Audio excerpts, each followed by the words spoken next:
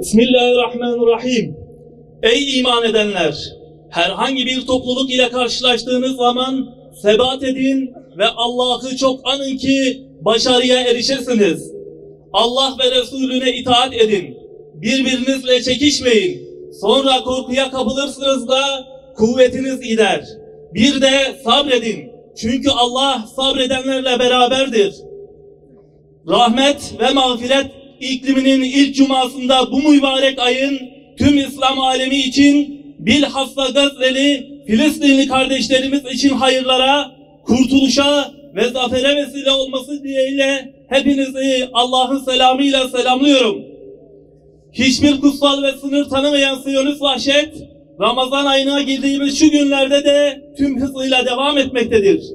Buna mukabil abluka, katliam ve soykırıma maruz kalan Gazze'li kardeşlerimiz de sahur ve iftarlarında bir lokma ekmek, bir yudum suya muhtaç olmalarına rağmen izzetli duruş ve direnişlerine devam etmektedirler. Cami yıkıntılarında durdukları kıyamla bize sabır, direniş dersi veren bu şerefli topluluğa selam olsun.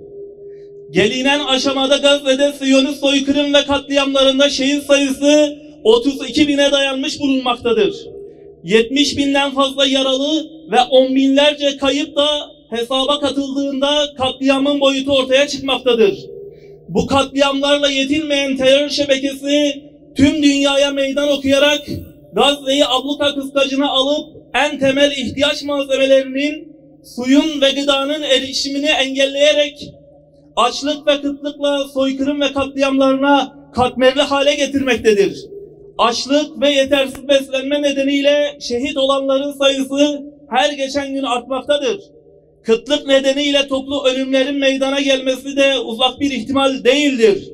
Zaten Siyonistlerin istediği de budur.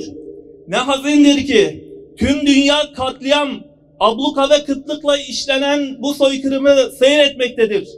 5 ayı aşkın bir süredir devam eden katliam sürecinde dışarıdan Gazze'ye henüz ciddi bir giriş sağlanamamıştır. Refah sınır kapısında bekletilen yardım tırlarının geçişine izin verilmemektedir. Soykırımın zeminini oluşturan bu ablukanın devam etmesinde başta işbirlikçi bazı bölge yönetimleri olmak üzere vebal ve sorumluluk tüm Müslümanlaradır.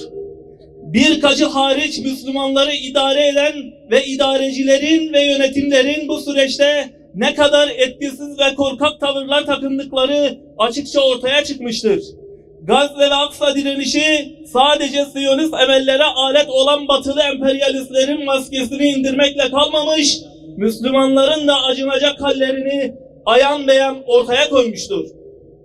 Ülkemiz dahil İslam beldelerinden Siyonistlere ticari anlaşma ve ilişkiler perdesi adı altında her gün lojistik destek sağlandığı ve bunun ısrarla sürdürüldüğü gerçeği karşısında ciddi bir muhasebe ve silkinme zamanı çoktan gelmiştir. Refah sınır kapısının açılması, Gazze'ye deniz yoluyla yardım koridorunun oluşturulması gerekirken, soykırım ortağı Amerika'nın ve diğer bazı ülkelerin havadan paraşütle yardım kolileri atmaları, hem izzetli Gazze'li kardeşlerimiz için onur kırıcı, hem de oyalama yoluyla soykırım politikaları için Siyonistlere zaman kazandırmaktadır. Acil ve kalıcı ateşkesin sağlanması ve ablukanın kaldırılması için etkili girişimlerde bulunulmalıdır. Özellikle Ramazan ayında ve bitimindeki bayramda Gazze'li kardeşlerimize nispeten nefes aldırılacak adımlar acilen atılmalıdır. Bu girişim ve adımları soykırım ortağı devletlerden, işbirlikçi ve bağımlı rejim ve idarecilerinden beklemek saftirlik olacaktır. Ümmetin öz kaynaklarını harekete geçirme zamanı gelmiştir. Duyarlı, vicdanlı uluslararası camia da işin içine katılarak İslam dünyasının her tarafından organize olmuş heyetler refah sınırına gidip sonuç alıncaya kadar ısrarla girişimlerini sürdürmelidirler. Dünyanın dört bir yanından harekete geçilerek gemilerle Gazze limanlarına düzenli yardımlar yapılmalıdır. Bu şekilde etkili ve sürekli bir gündem oluşturularak Siyonist soykırım ve ablukaya dur denilmelidir. Halen basın ve medya kuruluşlarının Gazze'ye girişi mümkün olmamıştır. Siyonistler hem gazetecileri öldürerek hem de basının, medyanın girişini engelleyerek yaptıkları soykırım suçlarını kamuoyundan gizlemektedirler. Yapılan katliam ve soykırımların tüm boyutlarıyla ortaya konması için tarafsız ve ilkeli basın kuruluşları harekete geçirilerek Gazze'ye güvenli girişleri sağlanmalıdır. Bu noktada ulusal ve uluslararası imkanlar harekete geçirilmelidir. Uluslararası Adalet Divanı'na yapılacak yeni başvurularla ve devam eden dava sürecine etkili katılım yoluyla soruşturma komisyonlarının oluşturulması sağlanarak Gazze'deki soykırım ve insanlık suçlarının delilleri toplanmalıdır. Bu vesileyle tekrar hükümete, yetkililere açık çağrıda bulunuyoruz.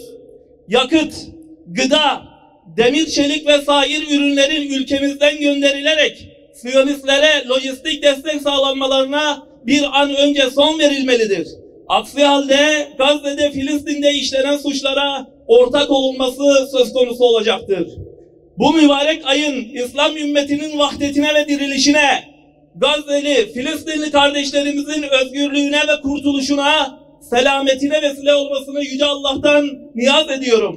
Zulme karşı omuz omuza, zulme karşı omuz omuza, zulme karşı omuz omuza. Perhizi tedbir müstehdirin ol, ve nesrullah şekilde cesaret, bizim Allah'ımızı şer'u-âli, semirkiler ibarettir esaret.